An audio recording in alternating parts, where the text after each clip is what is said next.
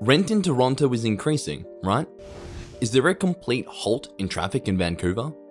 Do you think they're just growing pains, or is there something else going on here? We're going to talk about the top 7 cities in Canada that have been impacted by the surge of migrants in today's video. Keep watching until the very end to find out why Premier Legault believes Quebec is on the verge of breaking down again. Number 7. The city of Toronto. Keep in mind that Toronto was in the early 2000s. Less noise, a more relaxed pace of life, and areas that are welcoming. Now, however, the situation is different because, according to reports from 2021, there are more than 160,000 newcomers living in Toronto. Nevertheless, as a result of the soaring home costs in the metropolis, a significant number of Canadians are reconsidering the subject of migration. Many locals are curious as to whether or not this is what they had in mind when they paid their taxes. It is encouraging to hear that the government is going to put $354 million into the housing market. But will this amount be sufficient? Because of the skyrocketing costs of living and the fact that the rent for a shared bedroom has reached $900, some people feel as though they are not being heard. When it comes to immigration, is there a way to control it so that everyone benefits? It's possible that the authorities do not have an explanation. And the fact that one is more angered by what is occurring in Vancouver is a contributing factor. 6th, Vancouver. The sight of a worn Nirvana cassette was something that many people desired to see while they were driving along Robson Street in the 1990s. At the time, Vancouver was a very different animal. Although the mountains continued to be magnificent, the speed of life was slower, the crowds were smaller, and it would not be necessary to sell an arm and a leg in order to procure a respectable flat. Some people are concerned about the viability of the system because British Columbia is expected to experience a record net migration of around 100,000 people in the year 2022. No matter how talented they may be, the sheer volume of newcomers is putting a strain on the available resources. The affordability of housing has emerged as a key worry, as a significant number of locals have been priced out of the market. The recent restrictions on student permits that were implemented by the Trudeau administration for a period of 2 years acknowledge the difficulties. But the question that remains is how we can regulate immigration in a way that is beneficial to everyone. Is there a way to strike a balance that allows everyone to feel welcome, while also ensuring that the people who already live there are not left behind? It would appear that the complaints of the general population are being ignored. 5th, Montreal. Throughout its history, Montreal has been a dynamic amalgamation of French-Canadian ancestry and immigration. However, as of late, the influx appears to be overpowering. Premier Legault urged Prime Minister Trudeau to reduce the number of people seeking asylum in Quebec last month, expressing concern that the province is reaching a breaking point. There were more people seeking refuge in the province in 2022 than there were in the entire country of Canada combined. Considering that there would be approximately 60,000 new arrivals in just 11 months of 2023, the services are experiencing very significant pressure. Shelters are at capacity, leaving a large number of people without homes. The frustration that results from this strains the resources that are intended for Montrealers. Do newcomers actually feel welcome if they leave the locals with the impression that they are not supported or heard? A question remains unanswered. In addition, nobody is aware of what took place in the city. Laughter could be heard reverberating through the cobblestone streets of Montreal in the past, as cafes from the city served up warm croissants. The language that was spoken in the air was French, and it was a tune that was intertwined with the city's extensive history. The European appeal, which is a vivid blend of old-world elegance and youthful energy, attracted a large number of tourists who came to soak it up. But now, there are ominous migration clouds looming over the area. Number 4. Calgary. In addition to being the land of wide open sky and a thriving employment market, Calgary is also known as the city of opportunity. However, as of late, the dream appears to be beginning to unravel around the edges. When it comes to pursuing the same dream, an unprecedented number of newcomers are streaming in. What exactly is the issue? There is a shortage of housing.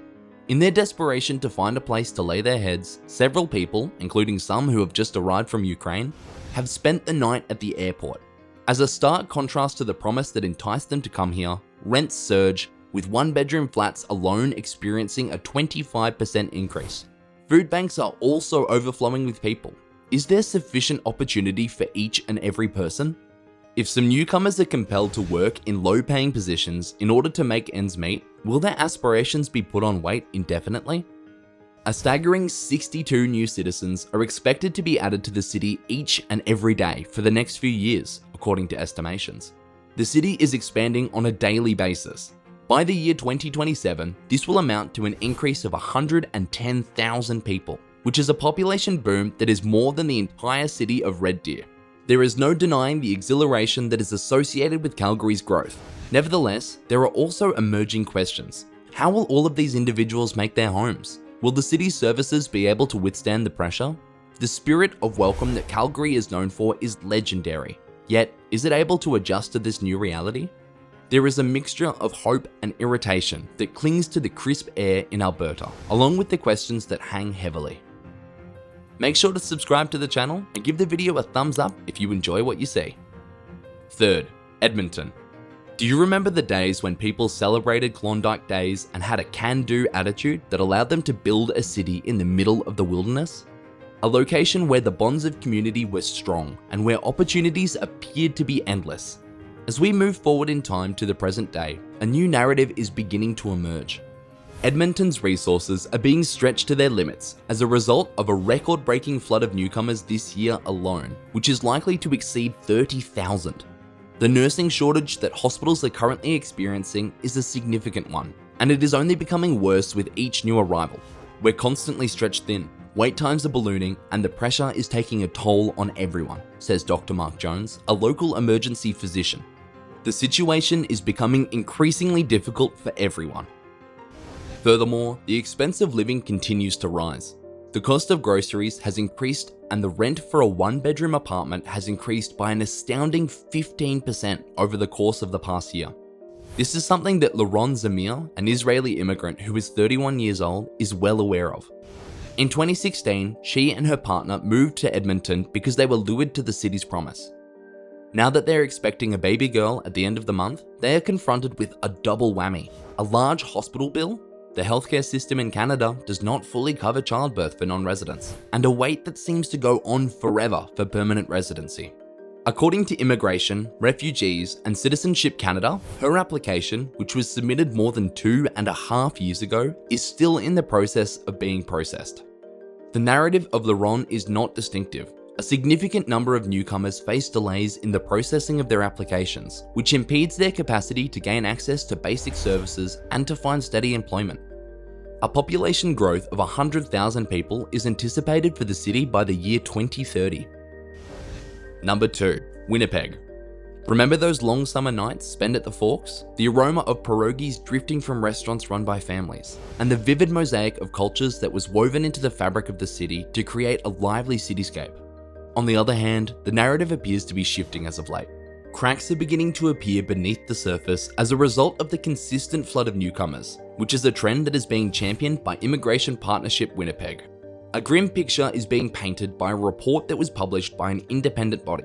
In the process of looking for a steady job, cheap housing, and even access to mental health facilities, newcomers and refugees face considerable obstacles, including prejudice that is embedded within the system. Consider the case of Amina Mohammed, a refugee from Somalia who initially arrived in Winnipeg 5 years ago. The hope that she would be able to put her engineering degree to use has been greeted with disappointment. Employers seem hesitant to recognize my qualification, explains the employee, even though I've gone through the accreditation process. Amina is not by herself. The survey discovered that many newcomers have difficulty finding positions that are suitable for their skills, and they are frequently compelled to pick occupations that pay less and are more unstable. This is not merely a tale of immigrants who are confronted with difficulties. Those who have lived there for a long time are beginning to feel the strain. The cost of housing has been continuously increasing, with the price of a one-bedroom apartment being approximately 10% higher than it was the previous year. The length of time that patients must wait for crucial services such as healthcare is likewise growing. Carpenter Michael Dubois, who works in the area, has expressed his rising anxiety, saying, "The city appears to be stretched thin. I used to be able to schedule an appointment with the doctor within the week, but now it takes me months to get one." Number 1, Ottawa. Despite the fact that Parliament Hill in Ottawa is well known for its debates, a different kind of tension has been building up in the nation's capital as of late. Shelters for the homeless in Ottawa are struggling to keep up with the influx of people seeking asylum. The number of people has risen, going from 530 each night in September 2021 to an astounding 2,800 per night recently. The issue that is affecting shelters in Toronto is mirrored by this surge, which raises concerns that the problem is becoming more widespread. Feelings of strain are apparent. There is a shortage of space at shelters, and as a result, many of them are being compelled to refuse entry to newcomers.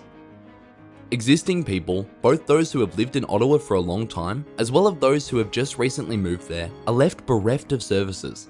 In the meantime, local food banks are reporting a considerable rise in demand, while the wait times for affordable housing, which were already rather lengthy, appear to go on forever. The story is not biased in any way.